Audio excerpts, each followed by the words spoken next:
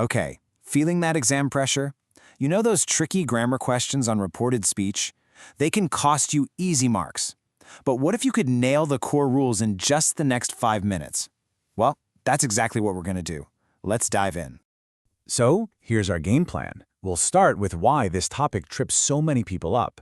Then we'll get to the one golden rule that makes it all click. After that, it's the 5 essential shifts you have to know, the one big exception they use to trick you, and we'll finish with a super quick recap. All right, first up, the exam grammar trap. You know that feeling, right? You see a reported speech question, you know the rule is bouncing around in your head somewhere, but poof, it's gone. Let's fix that for good.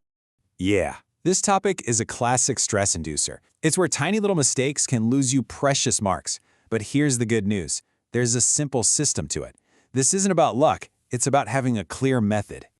So this is our whole strategy. Instead of trying to memorize dozens of tiny rules, we're going to focus right in on the 5 most critical shifts.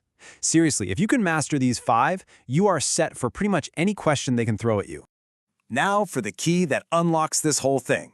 Let's talk about the golden rule, backshift. And I mean it. If you only remember one thing from this guide, make it this concept. It's the foundation for everything. So, what on earth is backshifting? It's actually a really simple idea. When you report what someone said, you just take the verb and move it one step back in time. Think of it as a little time machine for your verbs. You're just shifting them into the past. And this slide shows that shift perfectly. See, on the left, you've got the original words happening in the present. On the right, when you report it later, everything just moves back into the past. It's a one-way street, always shifting back. Okay, time for the main event. Here are the essential 5 shifts. Think of this as your core checklist for the exam. Let's break down exactly what changes and how. First and foremost, the most common shift you will ever see, simple present becomes simple past. This is the absolute bread and butter of reported speech. Let's see it in action. Take a look at this example. Priya says, I finish.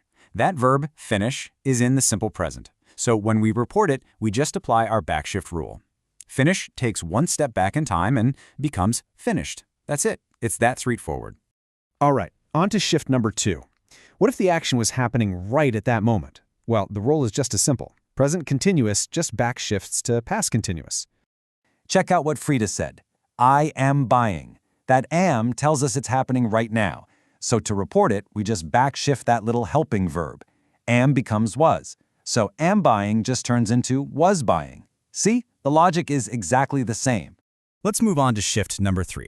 This is for actions that have just been completed. So the present perfect, the one that uses have or has, well, it backshifts to the past perfect, which uses had. And you can see how it works right here. The original statement is, I have finished. When we report that, the have simply takes its step back in time to had. It becomes, he had finished. It's another predictable, easy change. Okay, pay close attention, because this next one is a biggie. Shift number 4 is where people can get a little mixed up. What do you do when the original sentence is already in the past? Well, simple past also shifts back, moving one step further into the past to become past perfect. Here's the key thing to get. Gertrude said the guests left. That's already a past action. But to report it, we have to show that it happened before she told us. So we use the past perfect. The guests had left. It's kind of like taking a double step back into the past. And that brings us to our 5th and final essential shift. How do we report something that was said about the future? Oh, this one's easy. Will always becomes would. Honestly, this one is a gift in an exam. Greg's original plan was, I will arrive. But when we're talking about it later, that future intention is now in the past. So we say he would arrive. It's a simple swap. And that's our 5 essential shifts covered. Okay, you've got the 5 main shifts down. But to really lock this in and not get caught out, you need to know the one big exception. So let's look at when you don't backshift. So here's the deal. If what someone said is a universal truth, a scientific fact, or a habit, basically anything that is always true, you do not backshift. You just leave the verb in the present tense. This is the classic example you'll see.